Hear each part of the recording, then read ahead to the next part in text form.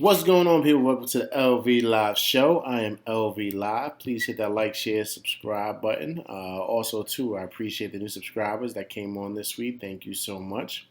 But let's get right into it, guys. The Knicks pull out a very, very scary victory tonight. That's what I'm going to call it. 103 to 96 to the short-handed 76ers. This was a crazy game, guys. The Knicks were up basically by 20 at half. Then they just pretty much, the third quarter, it's like they just went out to lunch. You know what I mean? They totally forgot about the Sixers and just started taking their foot off the gas. You know what I mean? Like I said in my last video, this is a very, very tough league, guys. So it doesn't matter who's playing. It doesn't matter if it's Embiid or anybody. They're not playing. Ben Simmons is out. Whomever. It doesn't matter. These guys are still NBA players. So you can't afford to take your foot off the gas and kind of let them back in the game because it gives them confidence and stuff like that. And that's basically what the Knicks did. They should have easily blew this game out, but that's what the Knicks do, man. They always keep us pretty much on edge here. But listen, it was a big game for Julius Randle. He poured in 31 points, had 12 rebounds. He played well. RJ was solid also. He had 15 points, and he pulled down 10 boards, man. So he was solid. I actually loved like Kemba was back. You know what I mean? Kemba brings that stability, pretty much to our offense. A lot of people think that Rose should be starting. Like I said in my last video, I don't think so. Kemba just brings that stability, man, that we need. He pretty much orchestrates the offense, gets people going, and that's his job. Rose, to me, is better coming off the bench, being that spark plug to pretty much, ignite our second unit and pretty much whatever lead we have, or if we're behind, to try to get us back or whatever. I think he's the perfect player to do that. But who was big for us tonight coming off the bench was IQ, man. Everyone's talking about, screaming about IQ, IQ this, IQ that. That's 2 games now he's played really, really well. He started to get his stroke back. Was 3 for 4 from the 3 tonight. He looked really, really good coming off the bench. I thought he should have played a little bit more. He was really, really locked in tonight. You could tell, his shot was falling. He was good off the bounce, penetration, a couple floaters. You know what I mean? He looked really, really good tonight. Tough win, man. Tough win. Listen, the Knicks. It seems like for some reason, I don't know why, but it's like as if they just get comfortable and they feel like, okay, we got this, right? You can't do that in this league. Also, too, what I'm seeing that they're having problems with and struggling with is rotations, right? Defensive rotations. They're switching on a man. So, I've seen Julius Randle do this too. Like, if you're guarding a man, like if Julius Randle is guarding, I don't know the guy's name, let's say Danny Green. He's guarding Danny Green. If Danny Green, there's a screen set for Danny Green. Julius, you don't stay with Danny Green. You don't stay with him. You switch on that guy because they're looking to do a pick and roll. And too many times you're seeing the Knicks doing that. I've seen also Burks do it also, where you stay with your man during a switch. So now you got 2 guys on 1 man and you leave a guy open in a 3. I don't know if that's being taught in practice.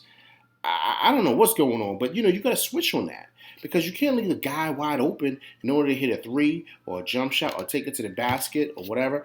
I mean, that's what's happening here. You know what I mean? So I'm paying attention to those things, and I'm saying, listen, that's where they're having their problems. It's their rotation on defense. They're not speaking. They're not talking a lot. Guys are just staying on their man, and you can't do that on defense. It has to be a lot more talking.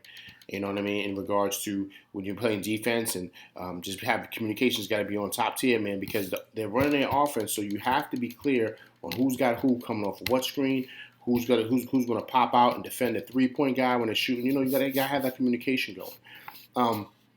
The one issue I do have, guys, right? The one issue. Randall had a good night. He had a good night. He was solid. He came up big with the last couple minutes. I just don't like sometimes he becomes too ball dominant. Like that's what happened in the third. Like it felt like every time he got the ball, he was shooting. You got to run the offense. And sometimes it's like he tries to force the ball in. Like he tries to force a score. You can't do that, man. You got to flow with the offense. You got to flow with your team. You know what I mean? That's what's really going to help the Knicks, become a better cohesive unit offensively. You can't have one guy just trying to force it sometimes. And I really, really hope that Tibbs and they just take the ball out of his hands. Let him stop bringing the ball up and facilitating the offense. That's not who he does. Let him facilitate the offense from maybe the baseline or maybe in the box or whatever. I think that's so much better for him. And then also, too, stop with the fadeaways, dude. and not falling. Like he's too many fadeaways, man. That's a high like a high percentage shot. Excuse me, not a high percentage shot, a low percentage shot. And you know what I mean? It's just not working for him. You know what I mean? But he came up with some big buckets in key time, key moments, which was huge. He was 5 for 10 for three, so he made some big baskets when we needed it. So you got to give him that. Kemba hit a couple of floaters, crunch time, which was good also too. Taj Gibson I thought was solid again. So listen, this was a total team win tonight. Listen, man. Look, you're gonna have some wins like this that are gonna be pretty ugly. Where the Knicks should pretty much pull off the victory. But hey, look, this is a division team. They're 8-3 now. We're 7-4. We're right behind them in the standings. So listen, you know what I mean. Hey, look, I'm happy. Okay, if you would tell me, starting the first 11 games, the Knicks would be 7-4, and I'll be happy. Be happy that they're 7-4. The last 3 games are 2-1. They beat 2 of the top teams in the Eastern Conference, regardless of a couple of guys are down and out, a couple of guys are injured. Listen, we got to get those wins. You know what I mean? I would rather have those wins than losses, right? So that's when we got to take them. You know what I mean? Take them as we get them, guys. All right, because we got Milwaukee on Wednesday coming into the Garden, so we got to be ready to go that day. All right, but listen, I appreciate you guys coming through. This is LV Live. Please hit that like, share, subscribe button. Hit that like button. Hit that like button. Hit that like button. Please leave comments.